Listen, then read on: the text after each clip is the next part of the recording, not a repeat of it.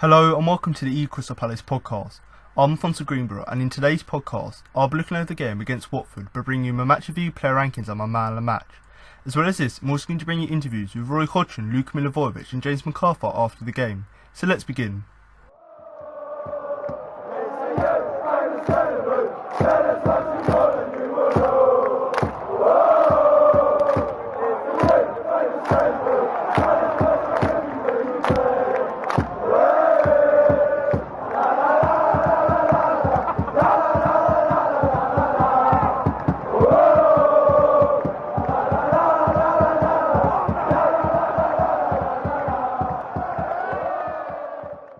Crystal Palace were forced from the FA Cup in bruising fashion on Saturday afternoon, as the strong Watford side fought against a determined fight back to put an end to the Eagles' dreams of stepping further in English football's oldest competition.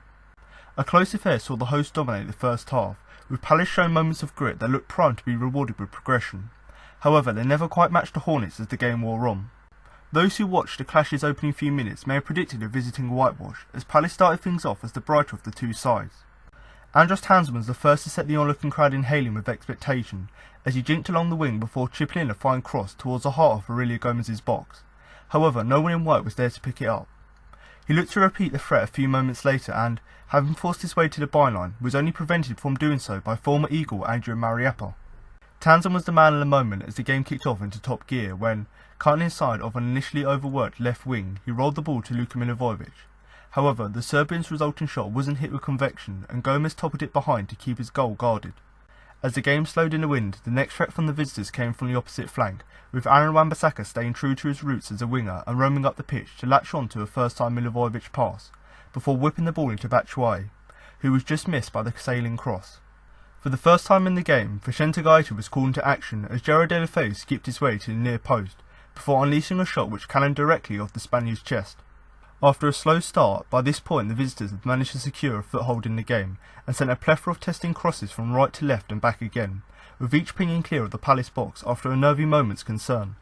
The concern proved valid minutes later when Watford opened the afternoon scoring with yet another cross being posted over the Eagles' box and, with Gaeta floundering to meet it, the ball landed at the feet of Etienne Capoue who, without hesitation, struck home into the unguarded net. Gaeta made amends almost immediately when Deulofeu looked to double the Hornets' lead, but at the near post, Palace's shot stopper displayed remarkable reflexes to tip over a stinging effort. Deulofeu, the standout focus of the action, sent his fourth effort of the half hurtling towards Gaeta when he looked to net from a 20-yard free kick. Ultimately unaided by the required disruption from the interfering wind, however, the home side Spaniard was unable to defeat the visitors for the second time of the afternoon. Max Meyer sought to reinstate the Eagles' dominance in the game, but, having been chipped through by Wan-Bissaka, could only strike tamely at Gomez from 6 yards out. After the restart, it was Meyer again who looked to open Palace's account, as he headed a bouncing ball downwards at Gomez's goal, only to see the Brazilian keeper leap to palm it away. Townsend joined his teammate in midfield in looking to net, when he struck a free kick from a tight angle on the right which forced Gomez into action. Up next to try his luck was then Batshuayi as, pausing, he turned and swung at the Hornets' goalmouth, but his effort flew barely a foot wide. His hard work paid off on the second attempt, however, when from a similar position he calmly carried the ball into the box, before slotting home emphatically into the rustling Watford net. And upon connection between the boot and the ball, Vicarage Road was launched into life, with the game immediately injected with the passion and energy of 3,000 vocal South Londoners, the smoke and smell of its cardinal red flare in its air, and the constant bouncing chants of the travelling faithful spurring on the visitors. With the trademark stamp of a well-drilled Roy Hodgson side, however, the Eagles kept their cool and their focus whilst being buoyed on by their jubilant equaliser, and the renewed resolve they had mustered from the front went all the way to the back of the team, with Gaeta pulling off 2 game-rescuing saves in 6-yard box within 3 seconds of one another. The level scoreboard would not go unchanged, however, as Watford regrouped after the equaliser and found their grip on the game once more. Tightening it, substitute Andre Gray and doubled their tally as he struck past Gaeta to once again put Palace behind. With a chance to extend their advantage, Watford were then denied by the outstretched leg of Wan-Bissaka, who prevented Troy Deeney from netting the rebound after a Gaeta save in the 84th minute. Another heroic act of defence came from Palace's captain Milivojevic as he shot the ball from the goal line to preserve the Eagles' hopes of a fight back. At the other end of the pitch, Wan-Bissaka was unfortunate to put wide the chance of his career when, with seconds remaining, he missed a goal from the edge of the box. However, the opening was not quite as clear as it perhaps would have been desired. Ultimately then, it was Watford who ended the afternoon as victors, in spite of Palace's valiantly attempted fight back, and it was the home support standing triumphantly under a golden shower of suspended streamers who earned a coveted trip to Wembley.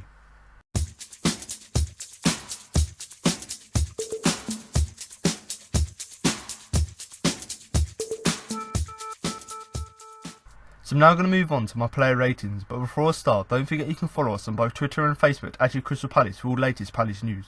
So if you are someone like myself who does like to follow a vast array of Palace accounts on both Twitter and Facebook, then of course do head over to the respective sites and follow our accounts at Crystal Palace. Now, alongside just general news we post about the club, whether that be about the academy, whether that be about the stadium, we also obviously regularly update the account with the latest transfer news. So if you are someone during the January transfer window, during the summer transfer window, who wants to keep all the up to date with all the latest transfer rumours, then of course do follow us, because of course, well, I would personally say, of course I would say, but I think we're quite good at sourcing different articles from different websites, different countries, and just putting them on our Twitter account. So if you do want a place to get all the latest Palace news, especially transfer news, you know, even though we're not in the transfer window now, you know, there's loads of rumours at the minute doing the rounds about what could happen in the summer. So if you are someone who wants to keep up to date with things like that, then of course follow us for that. And alongside just general Palace news and of course the transfer news, we obviously post interviews on there, whether that be with players, with management, and of course, like I said, the general club news as well. So if you are interested in other things such as the stadium, maybe finances, and obviously there was obviously rumours that the owners might be looking to sell, the American owners. So any news like that, we of course post it on there. Now, alongside the podcast, we obviously have a few guys running the page over on Twitter, and they obviously post their own opinion. So before the game, you could get their opinion on the lineup or what they think is going to happen in the game, and then obviously after the game, you get that instant match reaction. So rather than just waiting to hear what I have to say in the podcast, you know, how I review all of the players' performances, how I review the game as a whole, head over to our Twitter page, because of course the guys on there, you know, they do regularly update it, especially after games with sort of that instant match reaction. So if you do want another place just to get that sort of, let's say, like a raw view after the game of what we're thinking after it, that would be great to see. And you know, obviously the game here against Watford was very disappointing, and of course after the game, you know, we had quite a lot of debate on there, you know, whether Roy Hodgson should stay on as manager, what we think, you know, is the sort of aim for the rest of the season now, because ultimately the FA Cup, really, touch wood, hopefully we stay safe, but the FA Cup was something which could have made this season a bit more exciting than it would have been otherwise, but we've lost that now. So of course there was a lot of a sort of debate, especially after the game, regarding that. Now, another great place for you guys to share your opinion is in the YouTube comments. So if you are listening to the podcast on YouTube, then do feel free to drop a comment below the video with your player ratings, where you rate the players' performances from 1 to 10, with of course 10 being the best. Now obviously this performance here against Watford was quite disappointing, and certainly that was the reflection of the first half. And whilst the second half, you know, in terms of Palace's fight back to get it back to 1-1, you know, we were quite good in that half, and we had a few good chances here and there. But once again, you know, Watford make a sub, we don't react to that, we bring on a sub as soon as Watford score, and because of that, and because we went through that sort of 20-30 minutes or so period where we got ahead, and because we didn't do anything to sort of get our foothold on the game and actually get that second goal, which would have put us ahead in the game, because we weren't proactive in the game, that's why Watford went back into it. So obviously it's disappointing. And in terms of the player ratings, you know, some players I think had alright performances. You know, when we were trying to get back into the game, I thought there was some good performances, but then likewise there were other performances, especially in that first half, where we were absolutely diabolical, I would say, other than the first sort of 10 minutes or so. You know, you're looking at some players' performances going, they were quite bad. And I do think on the whole, if you compare our good parts of the game and our bad parts of the play, I think there's going to be quite a consistent rating, maybe sort of your 5s and 6s, because, you know, overall it wasn't necessarily absolutely terrible, but we should have done a lot better in terms of the subs. We should have been a bit more proactive with that. So if you do want to share your comment or comment below with your player ratings, feel free to do so. And even if you don't want to do that, but just comment below your general views of the game. I'm sure there's going to be a lot of debate from Palace fans, what we think of this, you know, honestly, because now we're at the FA Cup, what we expect for the rest of the season, why we think we lost this game, anything like that you want to comment, of course feel free to do so. And if you have got any questions you want to ask me, or something you disagree with, of course feel free to put that below as well. But like I've said, if you do want to get involved, especially with the player ratings, because like I said, there's going to be a lot of debate, because certain parts of the game players were playing quite good in terms of Palace's fight back, but then other parts of the game we were absolutely terrible. So it's going to be quite interesting to see the vast array of player ratings after the game. Now, alongside you guys just doing it to share your own opinion, it's mainly so that I can come back to the video and see what you guys thought of the game. So rather than me just having my view of the game and my view of how I thought the players performed, I can read the comment section, go back to the video and see what you guys thought about it, and, you know, sort of compare how you rated the players' performances, but also any other fans who come to the video, you know, whether they be Watford or Palace fans, if they find themselves on the podcast, they can also feel free to read your own opinion, listen to me in the podcast, and also comment theirs below. So once again, I do like to have discussions with you guys in the comment section. So if you do want to get involved, of course, feel free to do so. And like I said already, even if you are a Watford fan, obviously you're going to be delighted going to Wembley. I think they've got Wolves at Wembley now, so that's going to be quite a good tie. So, of course, that's what we could have had. Ultimately, we didn't, because we let ourselves down on the day. Not just because of our performance, but, of course, the lack of reaction from the bench. And, of course, on the other hand, you've got to look at Watford and go, they were just better than us on the day. They've been very good in the league this season. Exceptional, really, is the word to use. So, of course, it was quite understandable that a team with who are having a better season, with a better manager, just playing a little bit better tactics in terms of the game. Obviously, they went forth and did deserve to win. So if you do have any comments about the game, or even, like I said, if you want to comment below with your player ratings, then of course feel free to do so. Now, if you do want to follow any of the social media pages that I've mentioned, or join our Facebook group, then do check all the links that will be in the description below. So now I'm going to move on to the player ratings, starting a goal with Vicente Gaeta, who I'm going to give a 5 overall. Now, in terms of Gaeta's performance, it was one sort of, I suppose, of a bit of controversy in the fact that some parts of his game were quite good in terms of his shot stopping, but then on the other hand, in terms of the goals we conceded, he was obviously at fault of them. So I've given him a 5 overall because I do think that's a reflection of the fact that he made some good saves in the game, and you've got to give him credit for that. But on the most part, his game was very disappointing, and, in terms of comparing him to Hennessy, quite a lot of people have been making comparisons saying, actually, if Hennessy had made these types of mistakes, everyone will literally be ripping into him, whereas even though people are criticising Gaeta, it doesn't seem to be sort of as at the same level as if Hennessy would make these mistakes. And I suppose it just goes to show that, Gaeta's been great for us this season, but obviously this was quite clearly one of his off games, because normally he's very good at making saving shots, which of course he's done in this game, but in terms of commanding his area, that's something which completely disappeared from his game here, especially from set pieces, corners in particular. Didn't seem to command the area well, and that's something which is that's the reason why people have been comparing him to Hennessy, and why people were quite disappointed with his performance overall. But might as well talk about the first sort of 15 minutes or so, because I do think for that period of time, I do think Palace were quite good in the game. Most of the first half we were quite disappointing, but the first sort of 10-15 minutes or so we were playing quite well, and obviously ultimately that meant that Gaeta didn't necessarily have to do too much in the game. So first sort of 15 minutes or so, he was virtually a spectator for that part of the game. But once again, going back to the shot stopping part of his game, which was very good. There was one effort in particular from Gerard Deulofeu, who of course caused Palace loads of problems throughout the day. But, this one in particular from very close range, and of course Gaeta made himself big and deflected it out, and I think it went out for a corner on that occasion. So not only was he virtually a spectator for that half, but when called upon, he was able to make the save, and that's really what we've come to expect from him. We expect him, when he's on these sort of one-on-one situations, or when he has to have these quick reactions, we'd expect him to make a save. But the disappointing thing is that he started the game well, by having these quick reactions, but then after that is sort of where it went downhill from there.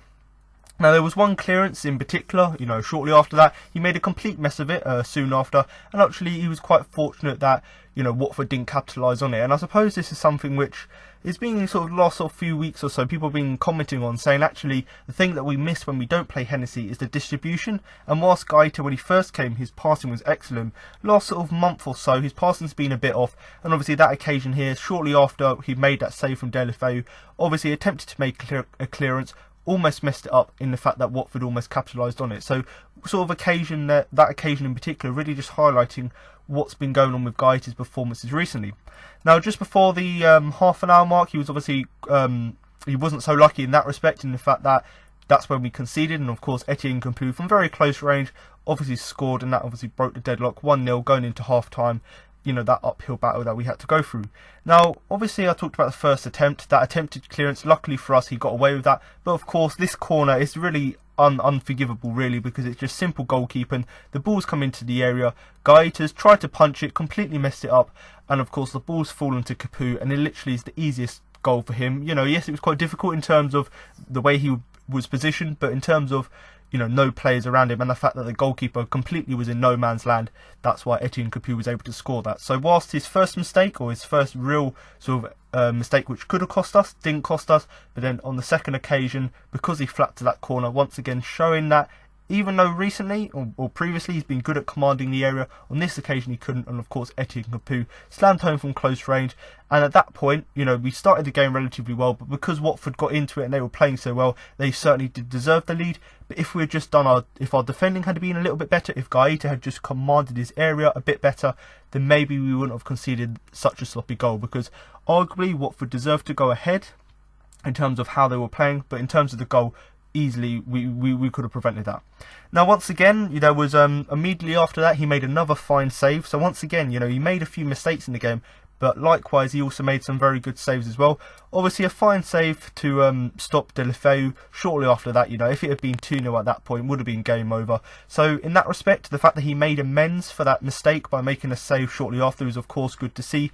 But the thing that was really disappointing for me, and the thing that really epitomises his performance, is the fact that he didn't look comfortable in the game, especially with balls into the box. We saw that against Burnley a few weeks back. Hennessy was brought into the side because Hodgson thought because of that height difference he'll be able to deal with the balls better. And whilst Hennessy done alright on the day, he didn't necessarily do that great, but you could see the difference there in terms of dealing with the ball. And obviously Gaeta here, obviously maybe the wind played its part, and I don't really want to blame the wind, but whatever it was, he obviously didn't really feel comfortable with balls going into the box. And that's shown with the first goal we conceded. Obviously, he's tried to go to the ball, completely missed it in no man's land, and of course, Etienne Capoue was able to score. But like I've said, in terms of his overall performance, I've given him a 5, mainly because I've given him the benefit of the doubt. The fact that he made a few good saves, in particular the ones from Deulofeu, but obviously, you've got to give him a 5 because of the mistakes he made. The first one, making that poor clearance, another one, obviously where the goal we conceded, and in terms of the other goal, that was mainly, there's a mixture, I suppose, for that second goal we conceded, a mixture of people at blame for that. But in terms of the first goal in particular, we've got to put a bit of blame on Gaeta there. But overall, going to give him a 5, a performance where there were some good parts of his game in terms of its shot stopping, but on the whole, a very disappointing performance, and something which really isn't like himself, because normally he's very good in terms of commanding his area, but obviously on this occasion he wasn't. So for Shinta Gaeta here, I'm going to give him a 5 overall. So I'm now going to move on to the first player in our defence, and that is the right back Aaron Wan-Bissaka, who I'm going to give a 7 overall. Now obviously I've given him a 7, and yet another good performance from him, and to be honest, it's much the same what I repeat week in week out now, because of how consistent Wan-Bissaka is. The fact that week in week out he's performing the same sort of standard in terms of his performance is obviously really impressive to see, but this performance was no different, and in many respects you could say it was an even better performance than recently, because his offensive play had been was essentially just 100% better than it has been in previous weeks. Now in terms of Palace's best play throughout the game, quite a lot of it came down the right hand side, and that was mainly due to the fact that Wan-Bissaka, because of how well he was playing down that right hand side, is why when we attacked down that side we were most effective. So I suppose looking at the times where Palace were in the ascendancy in the game, so you're looking at the first 10-15 minutes and the second half, most of our good play in them periods came from that right hand side. So once again, just showing how good Wan-Bissaka is. Now obviously I could talk all day about his defensive work and the fact that this was another game that's gone by where not a player hasn't got past him. His stats in terms of tackling have gone up once again, so I don't really want to talk too much about the defensive side, because there was so much in this game offensively that I was really impressed with.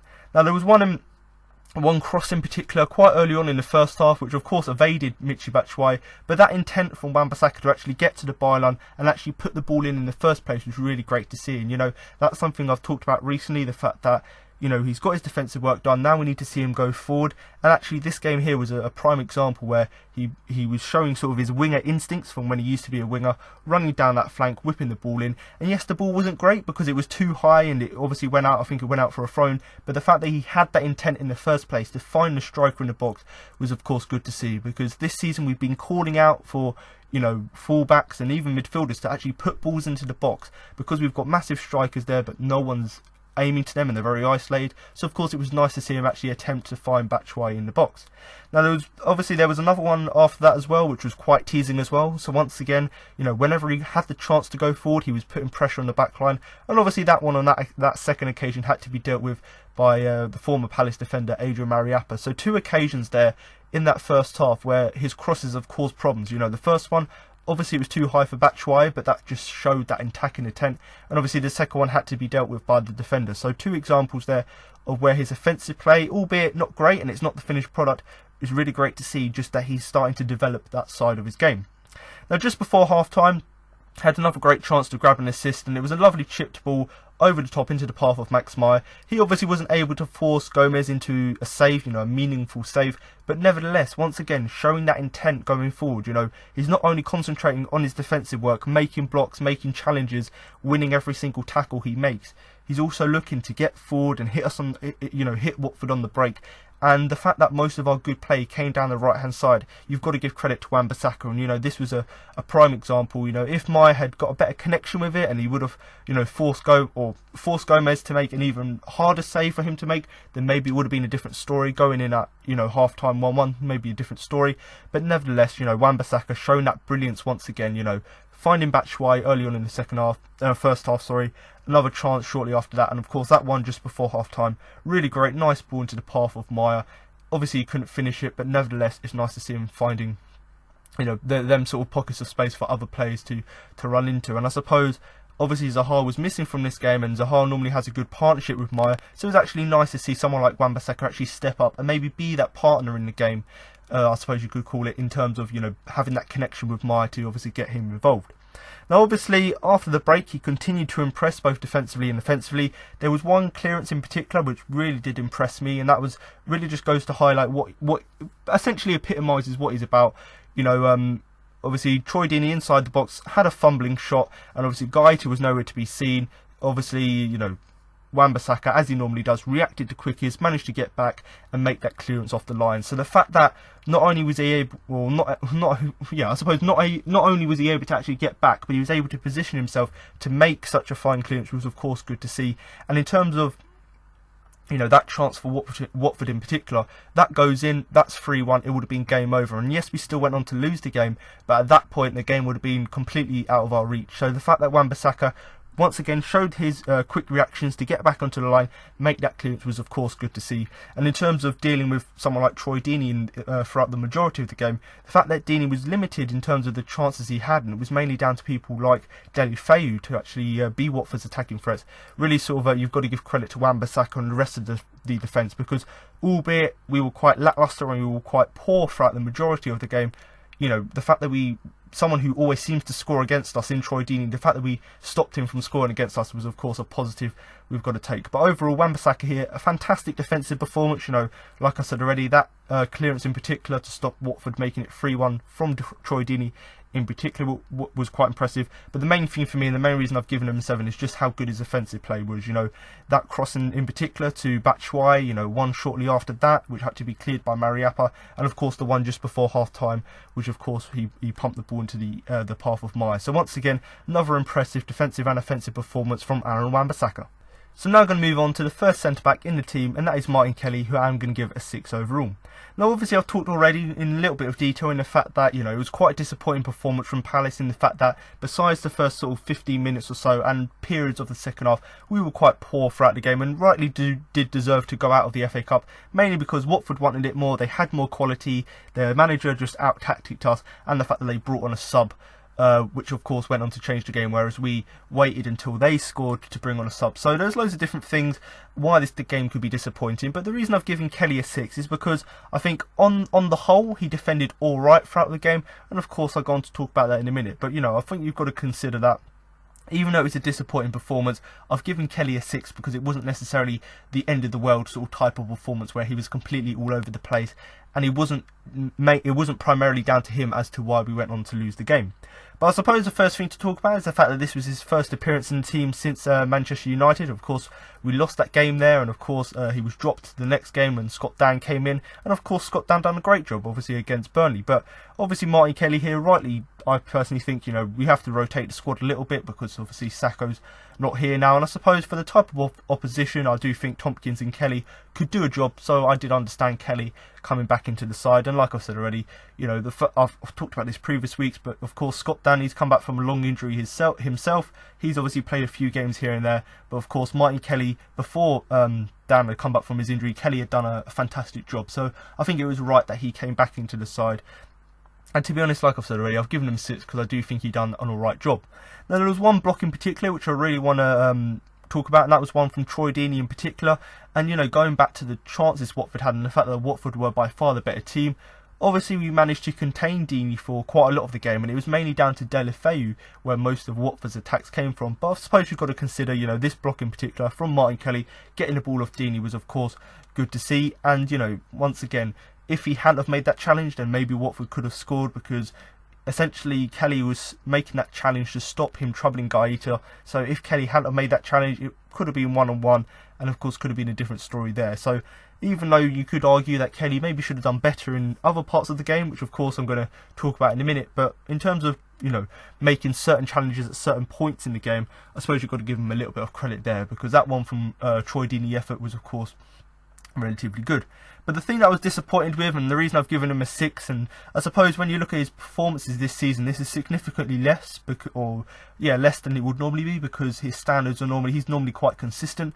But this was just one little moment where a lapse of concentration switched off for this little moment, and of course he was punished off the back of it. So I've already talked about the fact that we waited until Watford scored to make a sub, and essentially the reason Watford scored is they brought on a sub, fresh legs, loads of pace, and that was Andre Gray. Andre Gray scored the winning goal for Watford to make it 2-1, and ultimately Martin Kelly was the main guy at fault for that goal, the second goal that they scored. And it wasn't down to the fact that he made a terrible mistake, it's just the simple fact that he switched off. And you could argue that is a mistake, but it wasn't like he failed to make a clearance or missed a challenge. It was just the fact that he switched off, missed his man, and of course because of that, not being aware of what was around him, Andre Gray was able to get in behind him, in between him and Milivojevic, and of course put the host back in front. And at that point in the game, you could argue it was maybe slightly against the run of play, and albeit Watford were the better team, for the majority of the second half, Palace were in the ascendancy, and considering it was just after few minutes or so, 10 minutes or so after we had scored our goal, you could argue that actually we should have really taken advantage of that. We've got back into the game, bring on the subs, and maybe you wouldn't have this situation where we're just trying to hold on for that 1-1, try and hold it out to get to extra time or penalties or whatever. And when you do that, and when you just sit back, it causes your defence to make errors, as we saw here with Martin Kelly. But overall, isn't really too much more to say about his game, because for some parts of the game, much like most of the team, he'd done alright. Other parts of the game, he was quite disappointing. But in terms of that second goal in particular, you've got to put a bit of blame on him, mainly just to the fact that he switched off, let Andre Gray get past him so easily, and of course he went on to score. So overall, Martin Kelly here, not the best, not the worst performance. I do think the 6 is a fair result. So now I'm going to move on to our second centre-back in the team, and that is James Thompkins, who I'm going to give a 6 overall. Now, in terms of Thompkins' performance, there isn't really too much to say about his performance, because, much like Martin Kelly, I said, some parts of the game he defended relatively well in terms of dealing with the threat that Watford threw at us. But then on the other hand, in terms of that second goal in particular, he obviously wasn't great at defending that in that sort of situation. But in terms of Troy Deeney, for the most part, I think he dealt with him relatively well. So whilst the majority of Watford's play came from Deulofeu, and most of their sort of creativity came on the break involving him, I do think Troy Deeney obviously posed some sort of threat, and he always seems to score against us. But the fact that Thompkins done a relatively good job marshalling him and essentially just sort of marking him out of the game for periods of the game was of course good to see. Now, obviously, I said already, there isn't really too much more to say about his game, because there isn't really any moments that I can pick out where his sort of stand out to me as particularly good or particularly bad. But I've got to say, in terms of the second goal, obviously I talked that Martin Kelly was obviously at fault of that, because Andre Gray was able to get in behind him and Luka Milivojevic. But also you've got to look at James Thompkins as well. He was out of position for Gray's goal, and that's just because he tried to close down Roberto Pereira. So of course it's good to see that he's trying to track other players, because of course quite a lot of times this season we've been guilty of actually letting players get free in the box, or not marking them closely enough. So that was good to see that he was trying to close down Pereira. But of course, when you're closing down players, you've also got to be aware of other players around you. And of course, that just essentially, because he was out of position, allowed Andre Gray to go through and score the goal, which he did. So overall, really disappointing. I suppose not really disappointing, but a performance where it's a bit of a subpar one from James Thompkins. And I suppose it goes back to what I said last week, in the fact that since Sakho's got injured, Thompkins' performances have dropped off slightly. So whether it's the fact that he's just going through a bad run of form, or whether it actually has something to do with Sakho being injured, it's obviously a little bit disappointing to see Thompkins' performances drop so low, because you're looking at our sort of player of the season, and whilst he probably won't win it, he's got to be up there as one of our most consistent performers. So it was a little bit disappointing for where once again he put in quite a subpar performance. And I suppose maybe if he was playing with Scott down, it would have been a bit different, but I don't know, and I don't really think we should really dwell on that, because it was a sort of a lacklustre performance from him. You know, some parts of the game he marshalled the team well in terms of dealing with Watford and, you know, the threat that Deeney posed in particular. But then other parts, like the second goal that we conceded, obviously you're looking at that going, he probably should do a little bit better. So overall, you know, I do think the 6 is a fair result. Not much more to say, but, you know, what I've got to really say and finish on is that he needs to improve in the next few weeks and try and get back to his best. You know, yes, he's not with Sakho, so it's a little bit more difficult because he hasn't got his natural partner, let's say, beside him. But we know the quality Thompkins got, so it would be nice to see him sort of come back to his best in the next few weeks. But overall, James Thompkins here, I do think the 6 is a fair result. So now I'm going to move on to the final player in our defence, and that is the left back Jeffrey Schlopp, who I'm going to give a 6 overall.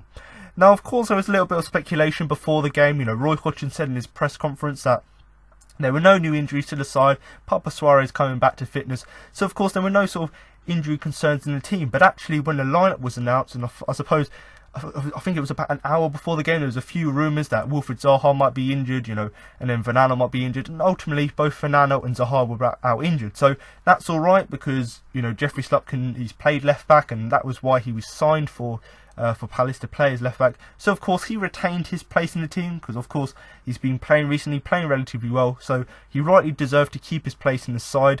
And obviously because of the injury to Patrick Vanano, he kept his place in the side but moved to left back. So where he's been playing relatively well this season was obviously in central midfield, but of course this was sort of a, I wouldn't say a back to basics sort of thing for him, but a back to his original position where he started playing at Palace. So back to left back in the absence of Patrick Vanano. And actually, even though this was an enforced change in the fact that Vanano was injured, you know, there were, I suppose, the way I think about it is quite a lot of people were calling for him to be dropped, and, you know, for Jeffrey Schlopp to move back to left back because of how poor Vanano's been playing this season, and the fact that Jeffrey Schlopp's been great.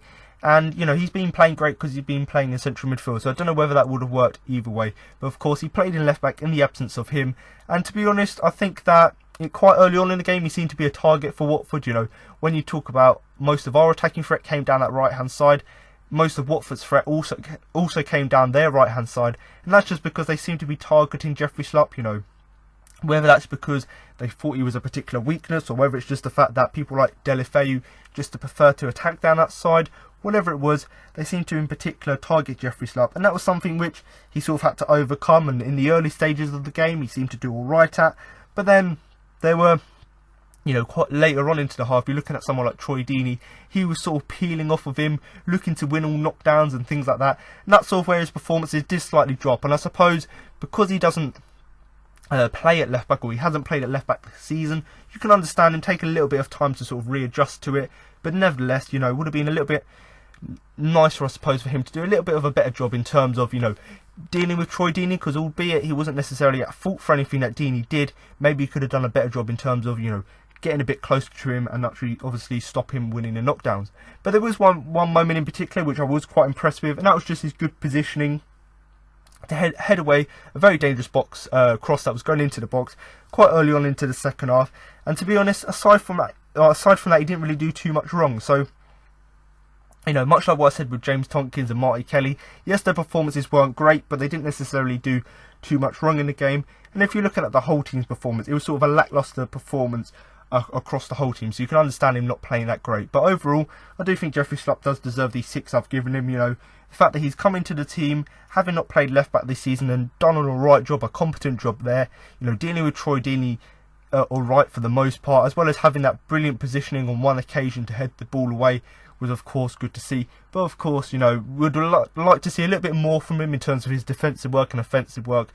And I suppose, much like what I've been saying for Vanano this season, just try and do what Wamba is doing on the opposite side, you know, making loads of challenges, making loads of blocks, but also proving a very good threat going forward. And I think that if Jeffrey Schlopp, you know, we don't know how long Vanano's out injured for, or whether it's not that serious or not, but whatever it is, you know, whoever's playing at left back for the rest of the season, they need to sort of try and sort of emulate what Wan-Bissaka's doing, because of course down that right hand side we're very effective and most of our attacking play comes down that side. So it'd be nice to see, you know, either Jeffrey Schlopp or Patrick Van Aanholt actually try and sort of emulate that, because of course they've got the ability. But as shown in this game here, you know, yes, Jeffrey Schlopp and yes, Van Aanholt in previous games can do alright defensive work.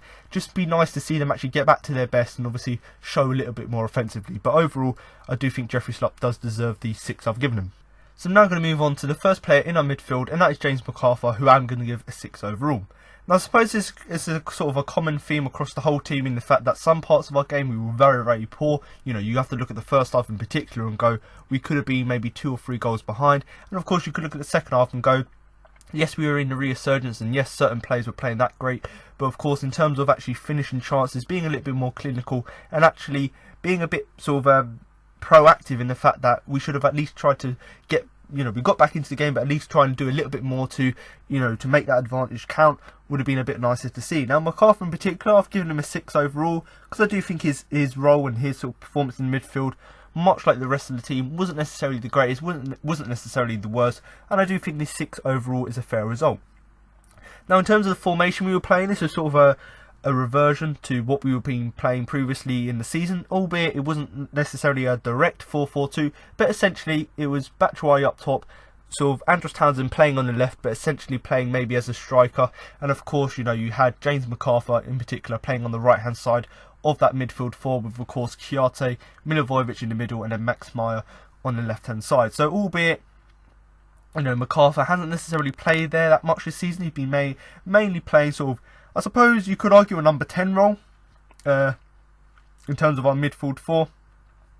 I do think, you know, overall in this game here, he played sort of in a position where he hasn't played that much this season, and arguably sort of, even though he didn't operate as a natural winger, he was sort of playing at that wide position and sometimes had to sort of tuck inside or not. And I suppose this is not a natural position for him, you know. Yes, he played there sort of last season, some parts of this season, but it was quite obvious to see that yes, he can do a job there, but I do think, as we've seen in games previously, he's a little bit more effective down the middle. Now, in terms of sort of the 80 minutes or so he was on the pitch, I think he battled well in terms of, you know, coming up against Watford, trying to match them and trying to win that midfield battle. And albeit for the majority of the game, Watford were by far the better team, I do think McArthur is one of these players who didn't necessarily do anything bad, still done a shift for the team, but it was just a matter of the fact that it was quite an average performance, and it was not really his fault as to why that happened. And, you know, he was taken off sort of as we were trying to, you know, we got back into the game about 65 minutes or so. Obviously Watford then go on to make it 2-1 and score, and of course James McArthur was taken off after that. And the reason he was taken off was not necessarily because his performance was bad, because there certainly was other players in the field that were worse than him. It's just the fact that we brought on a striker in Benteke, and that was just to give us an attacking threat up top. And, you know, I suppose the word you could use for McArthur's performance is the word anonymous, and that's essentially what it was, because albeit he wasn't necessarily one of our worst players, you almost noticed he wasn't there because he wasn't necessarily looking to get involved, or wasn't involved as much as he would have liked. So overall, I do think the 6 is a fair result. Not really too much more to say about his performance other than the fact that he'd played on the right hand side of our midfield four, wasn't really that effective, and overall, even though he was playing out wide, he sort of tucked in and played that sort of wide midfield position. But overall, not really too much more to say about his performance other than the fact that I've given him a 6 overall. So I'm now going to move on to one of his midfield partners, and that is Cheikhou Kouyaté, who I'm going to give a 5 overall. Now, this was a player who, I suppose, he's been very great this season, and I've put a lot of praise on him this season, and arguably, you know, I suppose last few games or so we've been calling for him to be back into the side, just because he brings that steel to the midfield, which of course we've been missing in games. You know, look at the Brighton game, you're looking at the Man United game. These are sort of games where it did seem quite obvious we were missing Kouyaté still. Now this was a game which was a little bit disappointing from him, and, you know, that's why I've given him a 5 overall. And, you know, in comparison to last weekend, this was one of the other changes. So whilst Martin Kelly came into the side, Cheikhou Kouyaté also came into the side as well.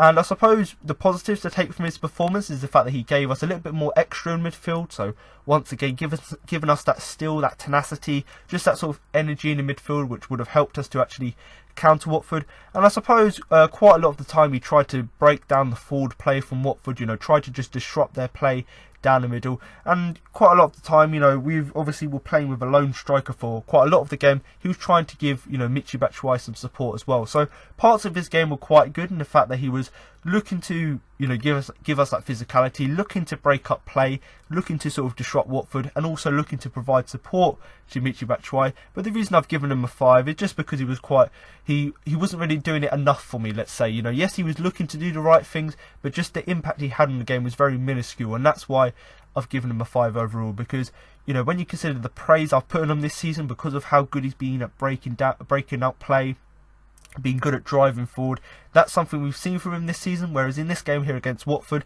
he had the right intentions because he was giving us something we've been missing recently, and he was looking to get forward. But the fact that he didn't necessarily do it that well, or wasn't doing it as much as he would have liked, is the thing that was slightly disappointing. Because you look at the first half, and of course the whole team was absolute shambles, let's say. But in that second half, when we got it back to 1-1, we really should have been pushing, and someone like Chiarte in particular should have been driving forward, should have been looking to pass the ball to people like Townsend, people like Michy Batshuayi, as opposed to what he was doing, which is just sort of drifting around the midfield. So whilst he's not necessarily, I'm not going to give him too much blame, because I do think he was looking to do the right things but wasn't necessarily effective in doing it.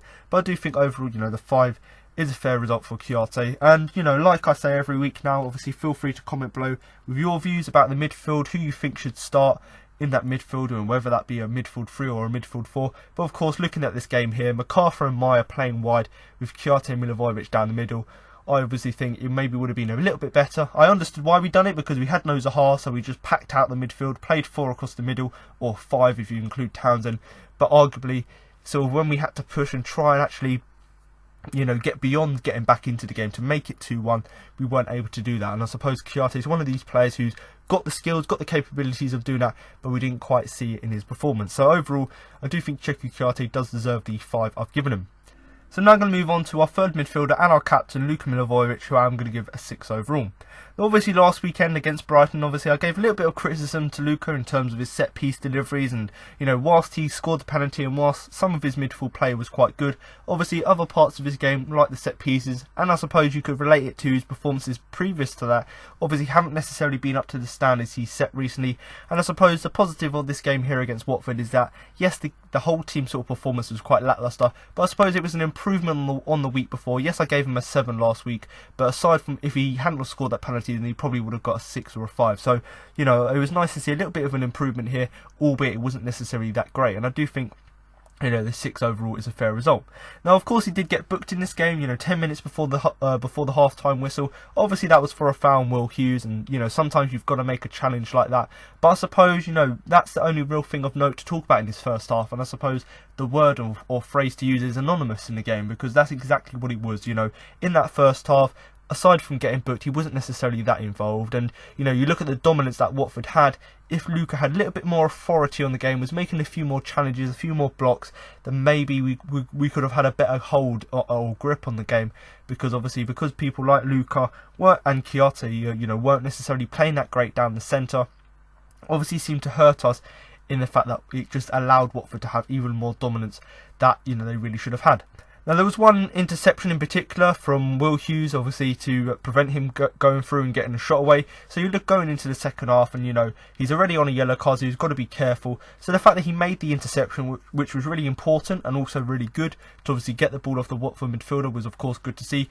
But the thing that was really impressive of it is not the fact that he got the ball back, it's just the fact that he had to get it spot on, otherwise he would have been sent off. You know, already on a yellow card, he obviously had to be careful with that. So maybe that was one of the reasons why he wasn't playing that great for the majority of the game, you know, especially in that second half, is because he had to be careful not to get that second booking.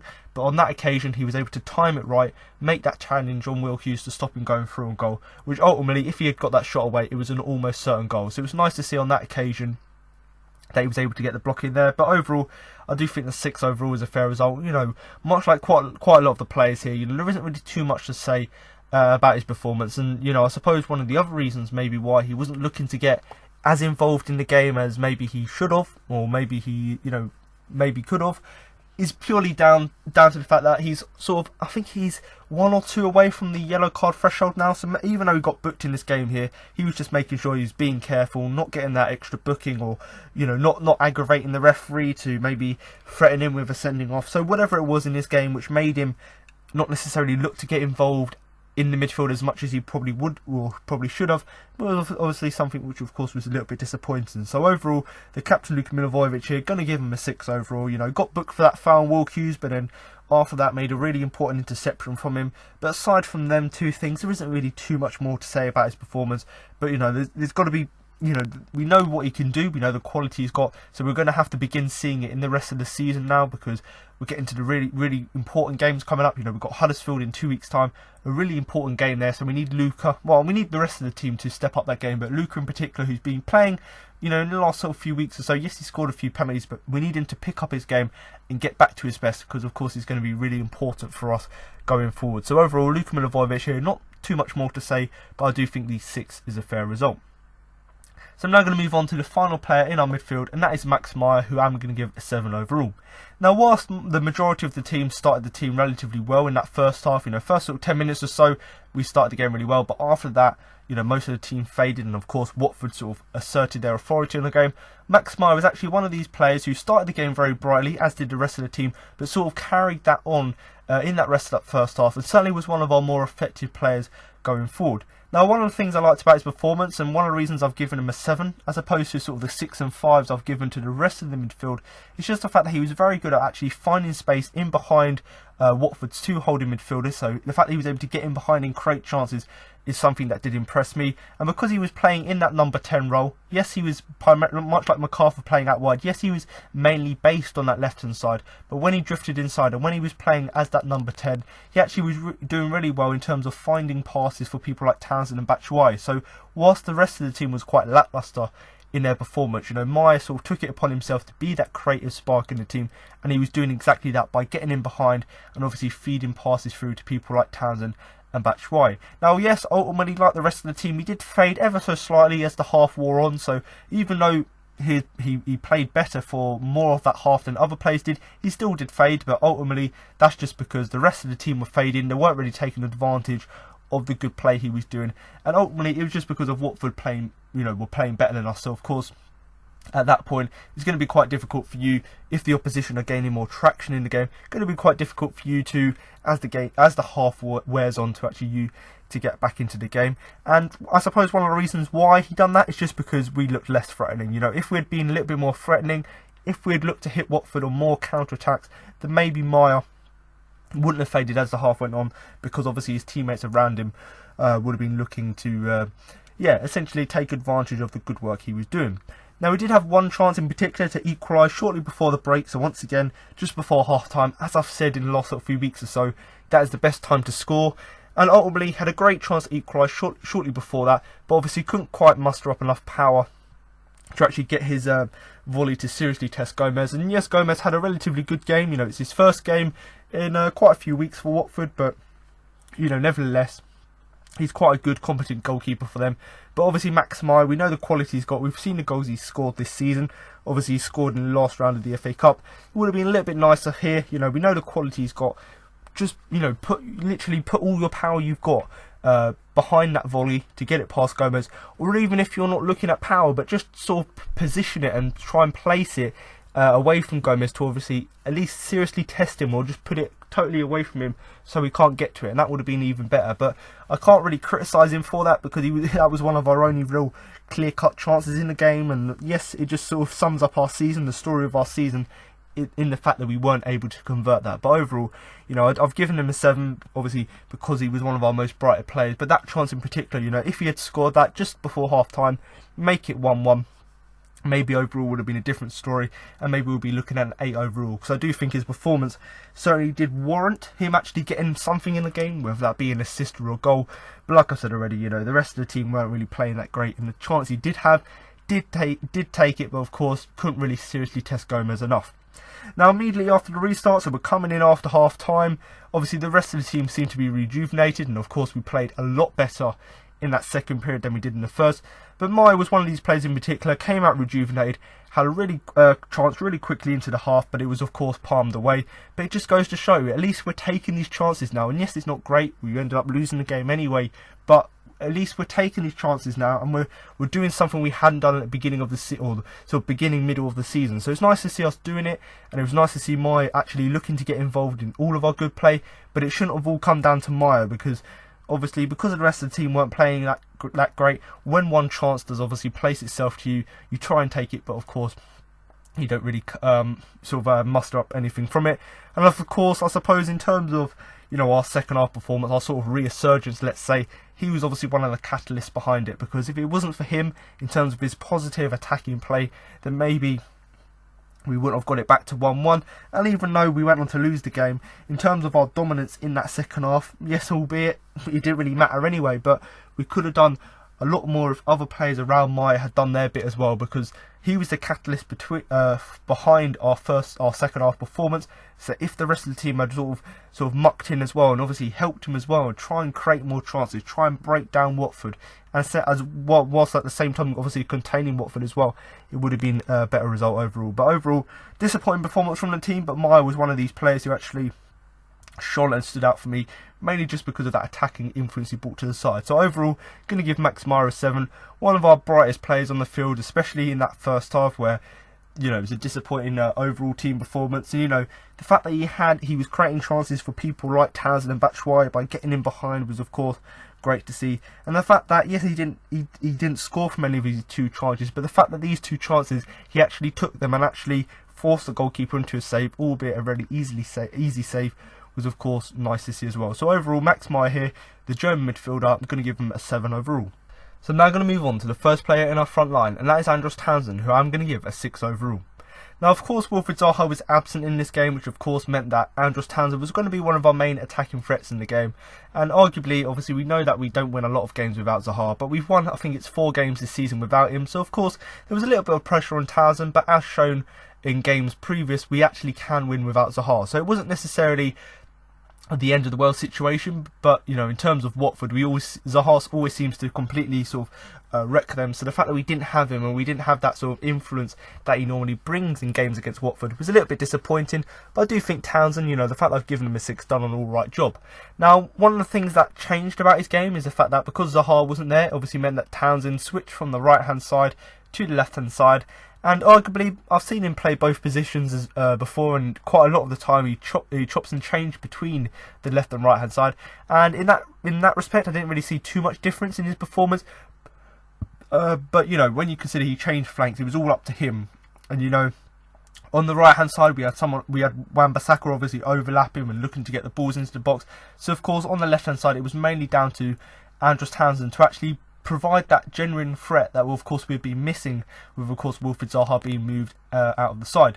Now, to be honest, if you're looking at his performance overall, the thing that impressed me is the fact that he looked to be relishing that opportunity. So he normally play on the right hand side and link up well with Wamba, but on this occasion Wamba had the reins of the left hand side or the right hand side to his own, and of course Andros Townsend was left to do his work down the left, and he seemed to relish it, because that extra responsibility of him being that main attacking threat seemed to really help him, because quite early on into the game, you know, you're looking at the first sort of 10-15 minutes or so, he was the guy looking to get to the byline, putting in dangerous crosses, and whilst none of them actually came to anything, it was nice to see that intent from him in the first place. So whilst you've got Wamba who done exceptionally well running up and down that right flank, even though Townsend done it to a lesser extent, he was still looking to put in a couple of dangerous crosses. But aside from that, and aside of the fact that he was looking to get crosses into the box, there isn't really too much more to say about his performance, and that's why I've given him a 6 overall. If we'd seen a little bit more from him offensively, you know, in terms of actually running at the Watford full-backs or the Watford centre-backs, maybe we would have seen something different in the game. And one of the other things that was a little bit disappointing is the fact that he started the game so brightly, but of course he faded as the game wore on. And I suppose that's sort of a theme of the rest of the team, in the fact that we got it back to 1-1, worked so hard to get it back there, you know, between half-time and the time we scored. But then, because we didn't make a sub and because we weren't proactive, obviously allowed Watford to get back into the game. So whilst Andros Townsend switched from the right hand side to the left hand side, done an alright shift there in terms of having that responsibility. He was relishing it, and he was putting in dangerous crosses into the side, into the box. Would have been a little bit better to see a little bit more from him. And you know, you're looking at someone like Wamba in particular. Every time we had the ball or down that right hand side, he was looking to get far forward, looking to run at fullbacks, looking to put crosses in. So it would have been a little bit nicer to see Townsend do that a lot more. And you know, when you consider, you know, we've got someone like Batshuayi inside the box, would have been a little bit nicer for actually Townsend to actually try and actually get the ball to him. And you know, you look at the goal we scored to make it 1-1. You look at that going, actually, you know, that's all come down to Michy Batshuayi actually chasing down Mariappa and causing him to make a mistake.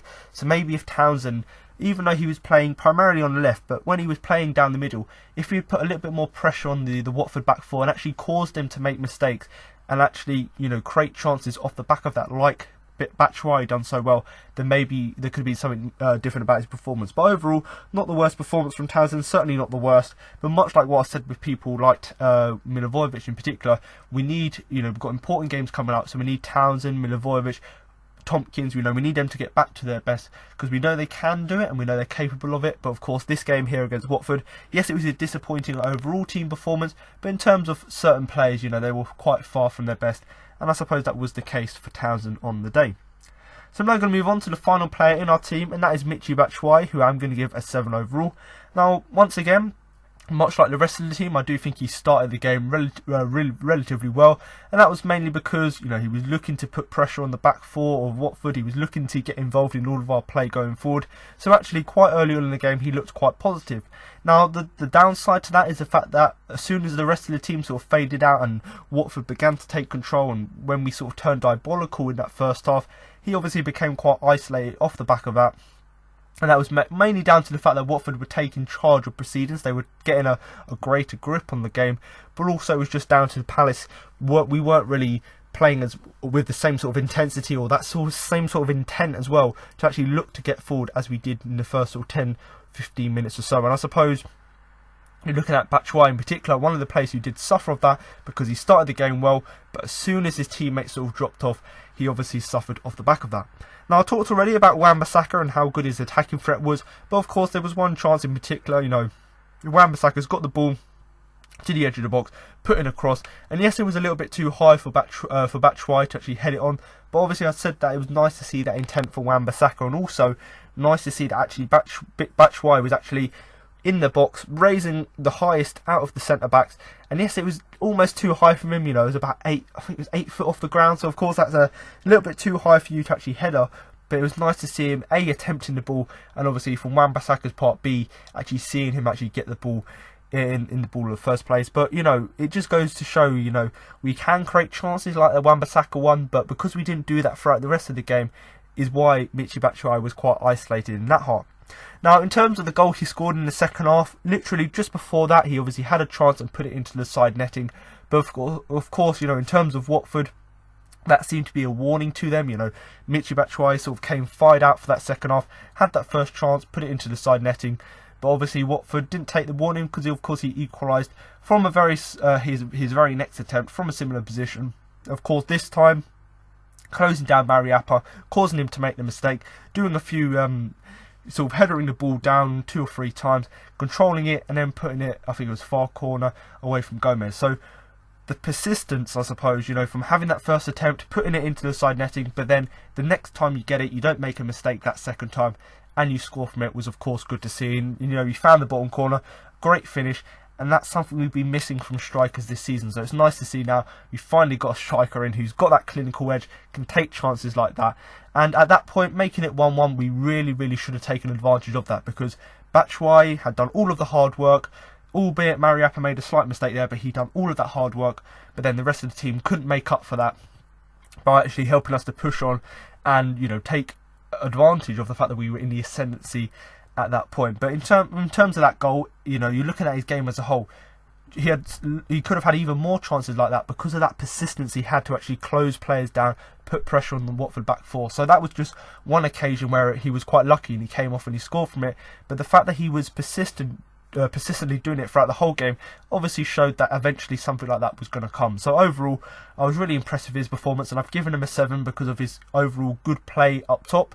Even though he was isolated for parts of the game, the fact that he was looking to get on the end of crosses like the one from Wamba, looking to get involved by chasing down and putting pressure on the Watford back four, was obviously even better to see. And in terms of actually, putting pressure on the Watford defenders, so much so to make them make mistakes like we saw with Meyer, was of course even better to see. So overall, good performance from Michy Batshuayi, and of course we've got international break now where of course he's going to go and play for Belgium. Hopefully he doesn't get injured there, comes back to us refreshed, and like I've said, with quite a lot of the other players already, we've got a massive game against Huddersfield Town coming up next, so we need all of our players to be on their best, and hopefully Michy Batshuayi, if the rest of the team around him obviously improve as well, then maybe he could see himself maybe getting another goal in that game. But overall, Michy Batshuayi here, certainly one of our better players on the day, and does deserve the 7 I've given him.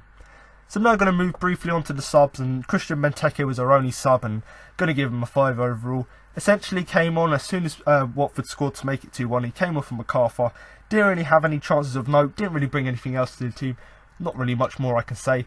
And the only thing really to say about, not necessarily about him, but about the subs, we should have brought a sub on as soon as we scored. As soon as we made it 1-1, should have brought on someone, whether that be someone like Reedwald, whether that be someone like Wickham, just to actually make a change, to actually make good use of the fact that we just scored and we were in the ascendancy. The fact that we didn't do that, we waited till Watford scored, just allowed them to get a greater control of the game. The crowd were now back behind them, and essentially because of that mistake, because we waited too long, is why we went on to lose the game. So if we had made the subs a little bit earlier, and this goes back to what I said at the beginning of the season, if we had been proactive and actually made a change as soon as we scored to help us get a foothold back in the game and take advantage of that dominance we had, would have been better to see. But instead, as Roy Hodgson does, he waits till the last minute.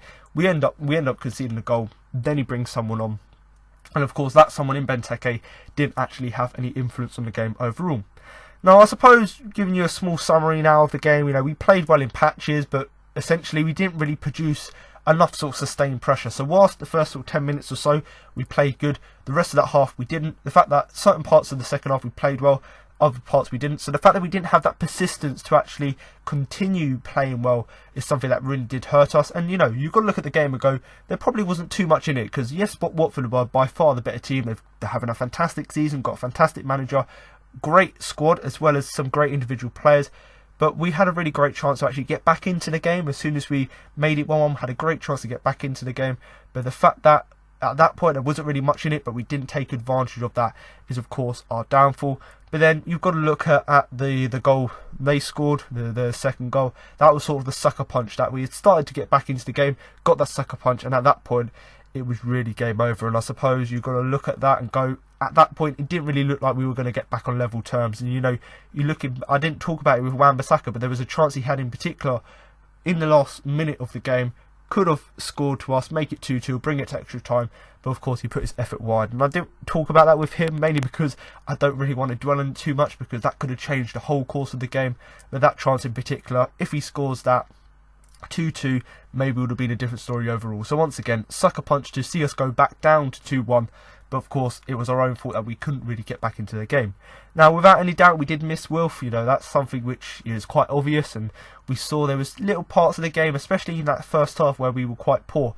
If we had had that influence of Zaha just to give us that extra boost, or a little bit of pace, a little bit of skill, then maybe the result could have been a little bit different. I suppose you're looking at someone like Meyer or someone like MacArthur playing out wide.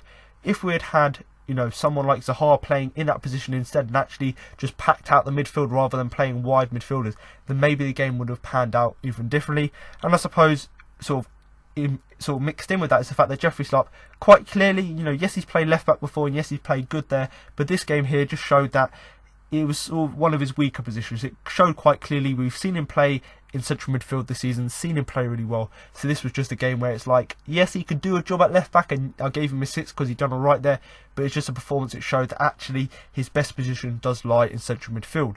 Now, I suppose one of my final points really is that we didn't really get enough support to Michy Batshuayi up top. So we've got someone there who, when we give him the ball, he can score great goals, as we saw with a goal to make it 1-1. But in the rest of the game, he was so isolated, we weren't getting the ball up to him. And really that did show in the game, because the one chance, or the one time we actually got good ball to him, albeit it came from a mistake by Mariappa, but the fact that we got the ball into Watford's half in the first place, if we had done that a little bit more in the game, if we had supported Batshuayi a little bit more, then maybe once again the game would have been a little bit more different. And you're looking back at that sucker punch that to make it 2-1. Before that, if we just had a little bit more support to Batshuayi, if we brought on a little bit a sub earlier on in the game, maybe we would have been able to have that little bit more impetus and maybe that support that goes forth with it. Now, of course, it's dreadfully disappointing. That's a phrase which I've seen someone use, and I'm going to use it here because it was just dreadfully disappointing. And I suppose it's our season's now petering out, because the FA Cup, touch wood, we're safe in the league. We only need, we're on 33 points. If we get about 38 points, we should be safe, touch wood.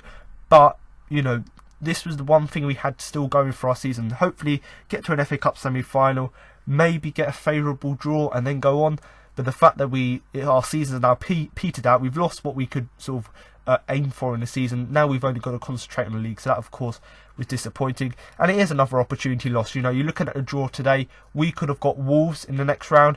Yes, that's not necessarily an easy game, but when you consider Brighton, who obviously went through, they've got Man City, we could have had an easier draw than the opposition. So in that respect, it's another opportunity lost, another year where we don't go forth to an FA Cup final, or another year without a trophy. But like I've said already, the league now has got to be our main objective, and of course, staying in it, touch wood. But we've got a massive game against Huddersfield next weekend, so hopefully, or not next weekend, the weekend after that, we've got the international break, then we've got that. So hopefully over this 2 weeks or so, the team can sort of rejuvenate and come back even stronger for that Huddersfield game, which of course is a really important game, and I can't really stress it enough, but that has to be a must-win game. We know that Huddersfield are not necessarily in the best position at the minute, but that is a game that if we do play on our best and we play to our game, we should, get a victory there. But like I've said, Huddersfield, not necessarily the easiest game to go, but like I've said, really important game for us coming up.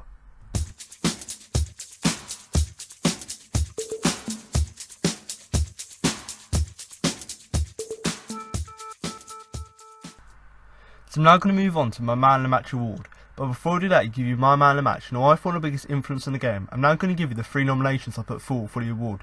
Now, as you obviously know, if you do listen to the podcast every week, I normally do narrow it down, or the team, I narrow it down to 4 players who I thought do deserve to be put forward for the Man of the Match award. But when you consider, our performance, where yes, we were good in spells, but in other parts of the game, it was very disappointing, and I used the word diabolical earlier on, I do think it is obviously quite difficult to pin it down to 4 players, only because even though there were certain players who were sort of average in the game, they weren't necessarily terrible, there weren't actually many that really did impress me. So I've gone with 3 players who I really think, in terms of their contribution, it's something that they've got to give them a little bit more credit than other players in the team. And certainly in the periods where we were playing good, they were key to that. And obviously the periods where we were playing terribly, I don't necessarily think they were involved in why we were playing badly. So I do think the 3 players I've picked really do reflect, our play in the game, and certainly all of the good things we've done, and certainly in the first sort of 10 minutes or so, and in that second half, was mainly down to these 3 players. So I've gone with Aaron Wan-Bissaka, Max Meyer and Michy Batshuayi. So in terms of Wan-Bissaka, obviously he's almost always in the Man of the Match shortlist, and that's just because his standards are so high.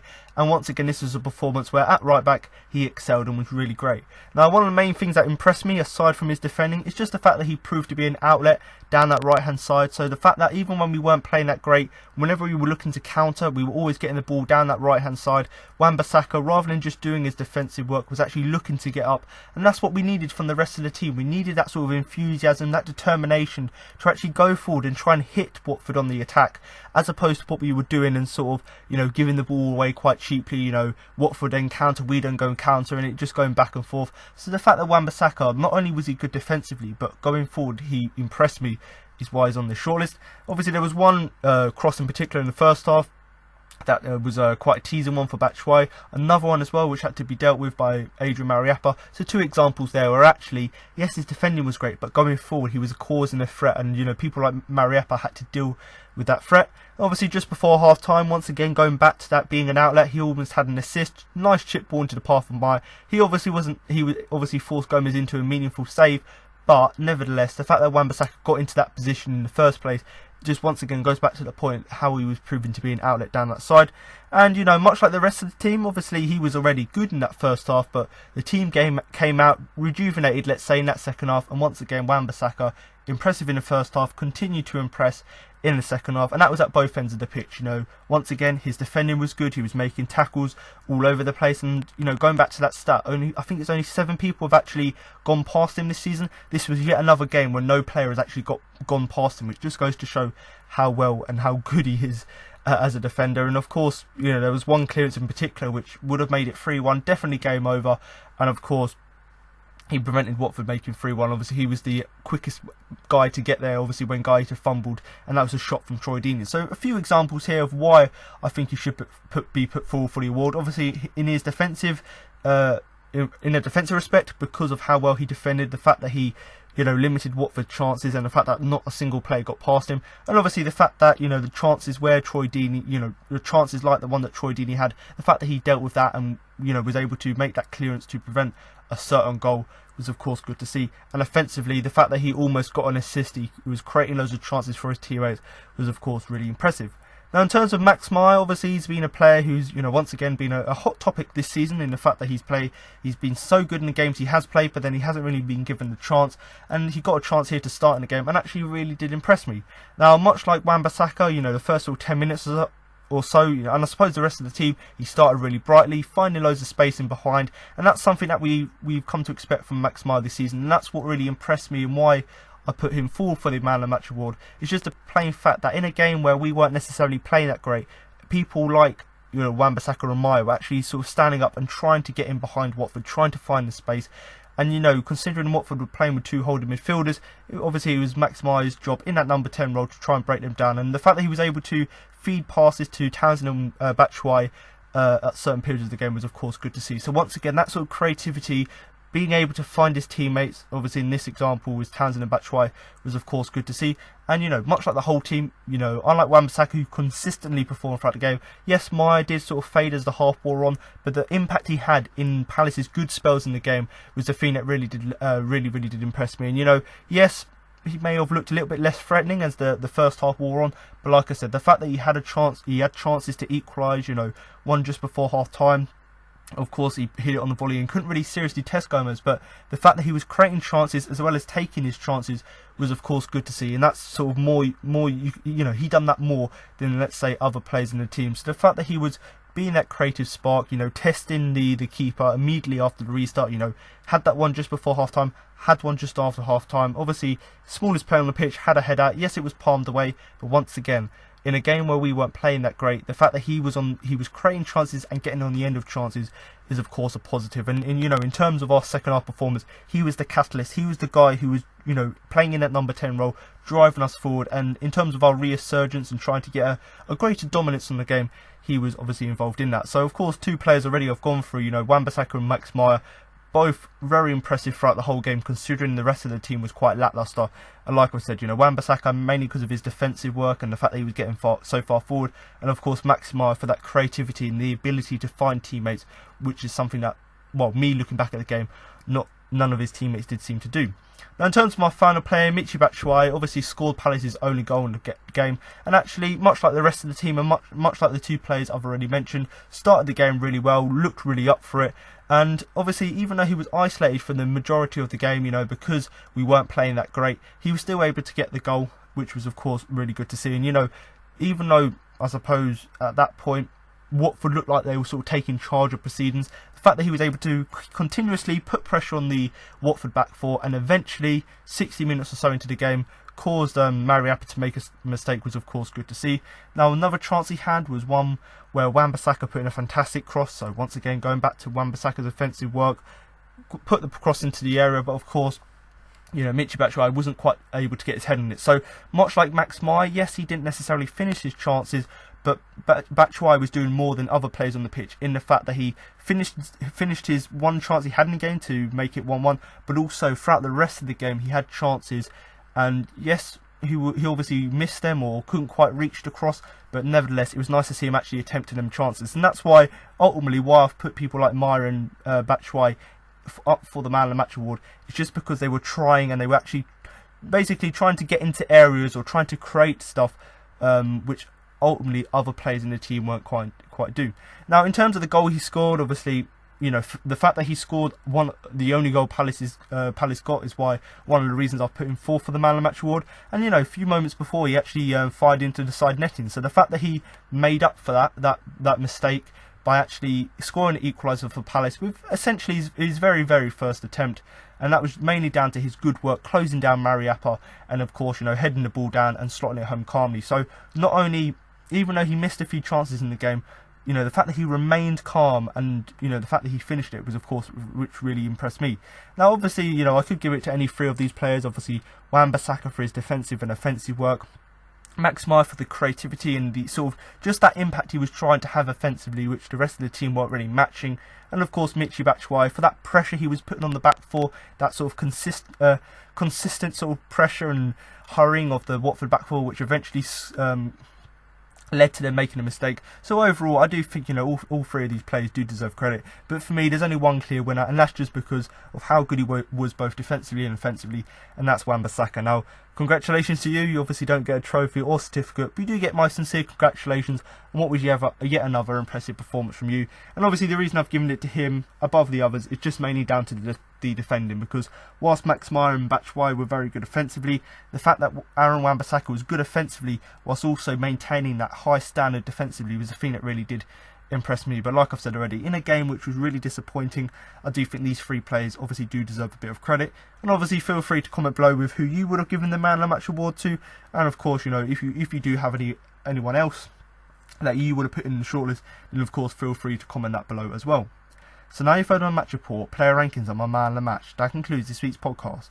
Now I've got interviews with Roy Hodgson, Luka Milivojevic and James MacArthur following the game. Can we just get your reaction to the result today? We think that we didn't deserve to lose this game. I think we didn't create a lot of chances, but they didn't do as well. Nothing to beat us today. Very disappointing, especially because of our fans. We had big wish to bring them on Wembley. But I think second goal was very cheap.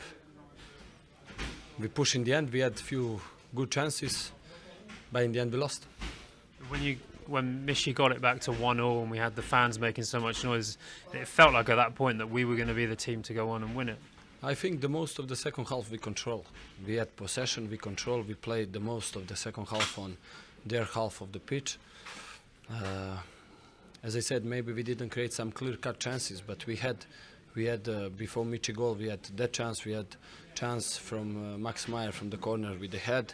We had in the end Bissaka chance, some shots as well.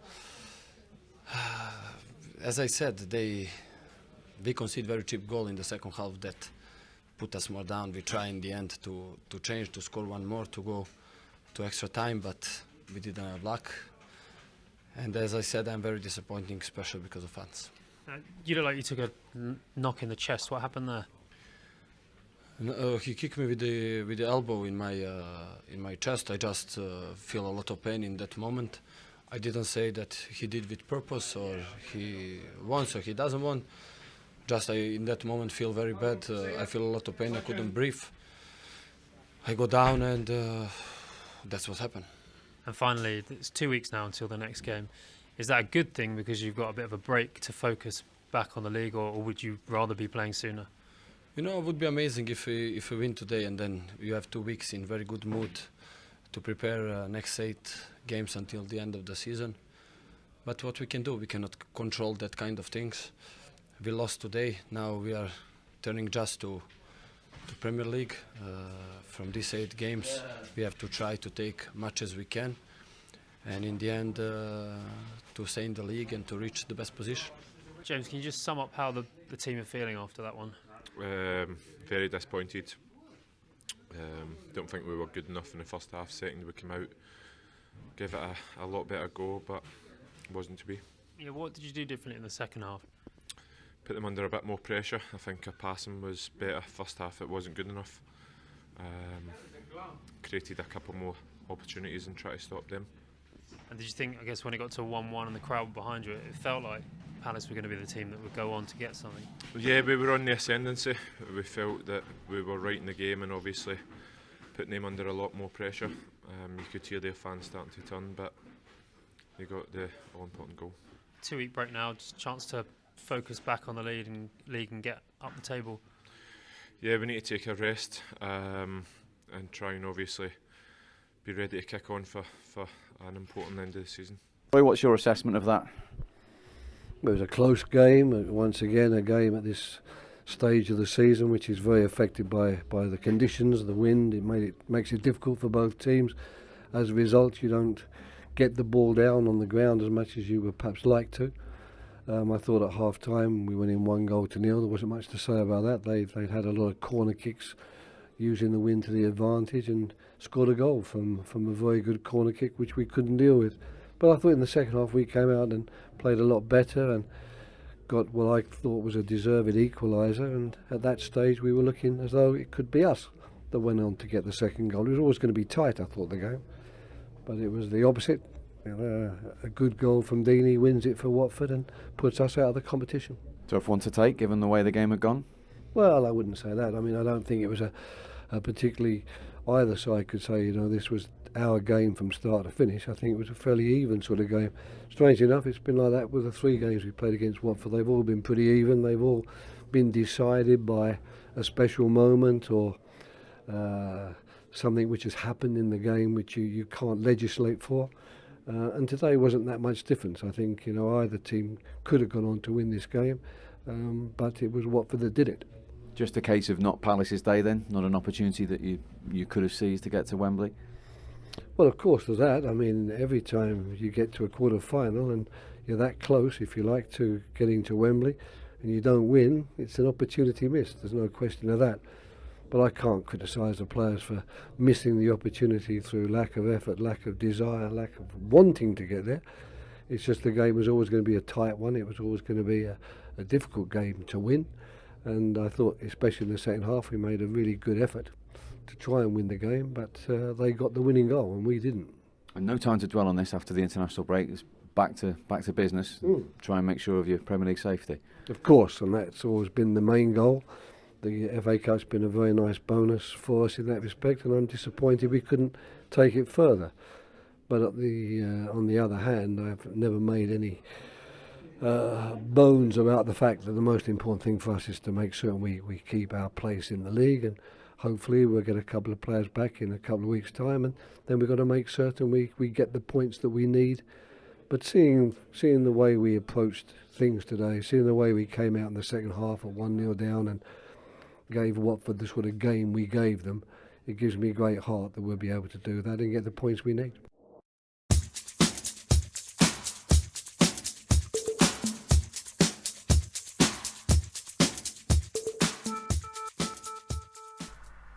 So there you have it. Now you've heard what Roy Hodgson, Luka Milivojevic and James MacArthur had to say after the game.